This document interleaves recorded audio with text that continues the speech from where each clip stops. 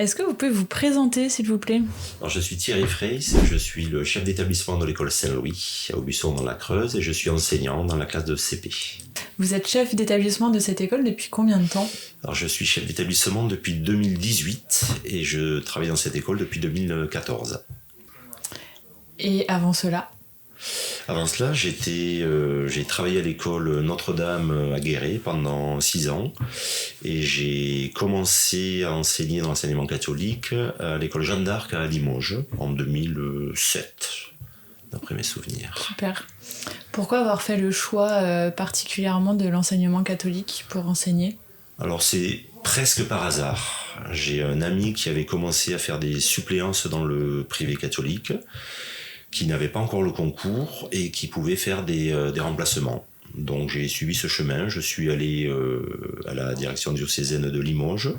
On m'a proposé un poste à Limoges, à l'école Jeanne d'Arc. Et j'ai commencé avec des CM2. Et c'est vraiment sur l'accueil que j'ai reçu dans cette école, dans cet établissement de Jeanne d'Arc, et l'ancienne directrice, qui m'a plu et qui m'a vraiment donné envie de rester, de travailler dans l'enseignement privé catholique. D'accord. Et si on revient sur l'école de Saint-Louis, est-ce que vous pouvez nous présenter l'établissement, son projet dans toutes ses dimensions ? Je peux.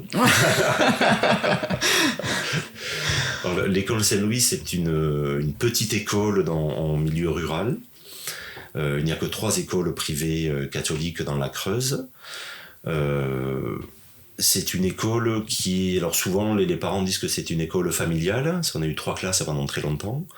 Depuis l'année dernière, on a ouvert une 4e classe, et en règle générale, on est entre 70 et 75 élèves.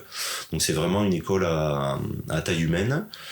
Moi, depuis l'année dernière, je travaille avec 3 collègues enseignantes, il y a 2 employés au GEC, et c'est une école qui accueille tous les élèves et tous les parents.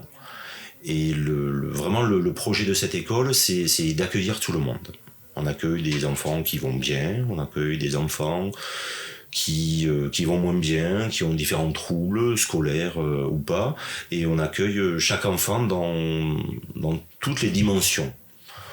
Et voilà, avec une équipe qui est une équipe qui est vraiment très solidaire et très engagée dans l'école, qui sont présents sur les temps de cantine par exemple, qui sont présents le soir, enfin qui font finalement beaucoup de bénévolat pour accueillir tous les élèves.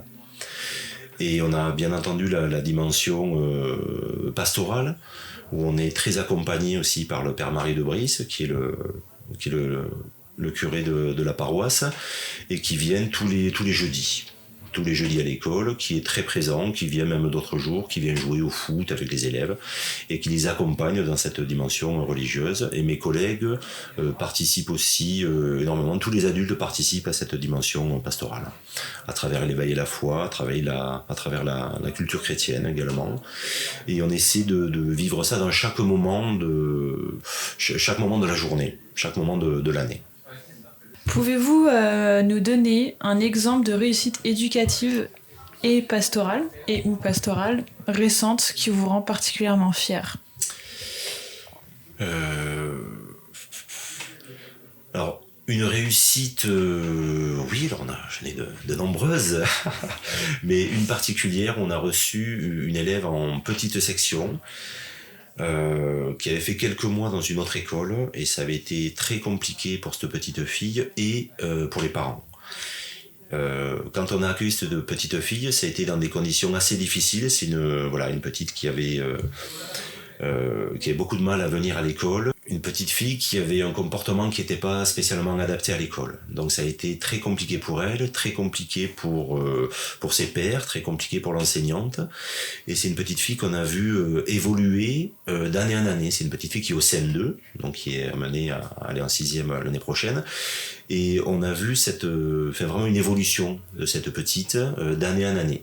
À côté de cette réussite avec cette petite, c'est la réussite du groupe, où vraiment les élèves ont accompagné cette petite, l'ont acceptée dans ses particularités, et l'ont aussi aidé à grandir. Et quand je présente moi l'école aux parents, je leur explique vraiment en étant très sincère que le groupe qu'on a dans cette école, c'est un groupe qui est bienveillant et qui est capable d'intégrer des élèves qui ont certaines spécificités. Et voilà, tous les élèves participent à faire grandir les autres élèves, à faire grandir le groupe. Voilà, c'est vraiment une réussite sur un long terme finalement. Comment préparez-vous vos élèves à être acteurs dans la société de demain ? Alors on les prépare tous les jours, de la petite section jusqu'au CM2. On essaie de les rendre responsables de tout ce qu'ils font à l'école. Donc c'est être responsable de son travail, être responsable de soi-même et des autres. On les fait participer à toute la vie de l'école. C'est-à-dire qu'à la cantine, par exemple, les élèves participent au nettoyage des tables.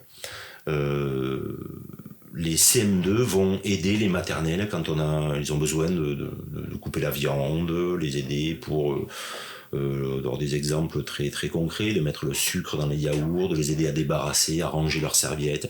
Ils les accompagnent ensuite pour se laver les mains. Les plus anciens sont responsables des plus jeunes. J'espère qu'ils sortent de l'école Saint-Louis en ayant conscience que voilà, ils sont entourés d'autres personnes, qu'ils doivent vivre avec eux, qu'ils doivent les aider, qui doivent les comprendre, accepter les différences. Et j'espère qu'ils sortent de l'école Saint-Louis en étant capables de réfléchir par eux-mêmes. Ça, pour nous, c'est très important dans l'équipe, voilà, qu'ils soient capables de réfléchir et d'être responsables de leurs actes et de leur dire. Est-ce que vous connaissiez la Fondation Saint-Mathieu avant le relais des régions ? Alors oui, moi je l'avais connu à travers J'aide mon école. Il y a quelques années, on avait commencé à monter un dossier qu'on avait abandonné finalement, et on avait l'école Jeanne d'Arc dans la Creuse qui avait participé. Et c'est après avoir vu les résultats là, sur l'école Jeanne d'Arc qu'on s'était rapproché, notamment le diocèse qui nous avait mis en contact avec la Fondation Saint-Mathieu, et notamment pour la nuit du bien commun. D'accord. À laquelle on a participé l'année dernière à l'Opéra de Limoges, une soirée assez extraordinaire où on a pu présenter un peu le projet de rénovation de l'école, et qui a très très bien fonctionné, qui finalement a lancé toute cette campagne de dons que l'on a pu avoir pour rénover notre école. D'accord. Et en quoi la Fondation concrètement vous a-t-elle aidé ? Alors elle nous a aidé, nous a facilité beaucoup la recherche de dons. La Fondation nous a permis d'obtenir notamment des prêts à taux zéro qui nous ont permis de faire des emprunts assez conséquents pour pouvoir réaliser nos travaux. On a une enveloppe de travaux qui est un peu au-delà des 500 000 euros. Donc c'est vrai que nous, l'école, on ne peut pas supporter un emprunt aussi important. Donc avec la caisse de solidarité du diocèse et la Fondation Saint-Mathieu, on a réussi à monter un projet financier pour pouvoir avoir des prêts à taux zéro que remboursera ensuite la caisse de solidarité. Que diriez-vous à une directrice ou à un directeur d'école qui hésiterait à lancer sa campagne sur J'aide mon école ? Je lui dirais de ne pas hésiter. Vraiment d'aller, de contacter la Fondation Saint-Mathieu et de monter un projet. C'est un projet voilà, qui se monte assez facilement. On est guidé pour présenter ce projet. Et moi, les 2-3 projets dont j'ai entendu parler autour de moi dans la Creuse ont fonctionné. Voilà, une école avait demandé 5 000 euros, je crois qu'ils ont récolté 6 ou 7 000 euros. Donc voilà, c'est quelque chose qui se fait assez facilement et qui fonctionne très bien. Voilà, on a des gens généreux autour de nous, parmi les parents d'élèves et parmi les anciens ou les amis des écoles. Est-ce que vous avez une anecdote à nous raconter sur votre vie dans l'école catholique ? Une ou deux. Une ou deux. Alors, je vais essayer d'en trouver une déjà. Non, alors quelques anecdotes sur des parents surtout qui, quand ils viennent à l'école, viennent un peu timidement. En venant dans le privé, voilà, ils se demandent un petit peu dans quel monde ils vont rentrer. Donc c'est des parents qu'on arrive à rassurer assez facilement petit à petit. Et j'ai quand même beaucoup de parents qui ne souhaitaient pas forcément s'investir énormément dans l'école.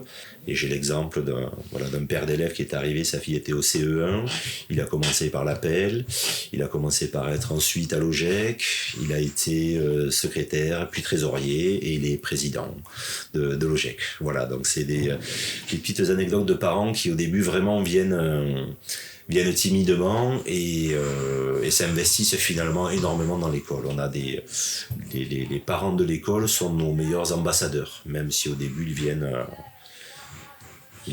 timidement. Merci beaucoup, merci de nous avoir confié tout ça. Avec plaisir, merci à vous.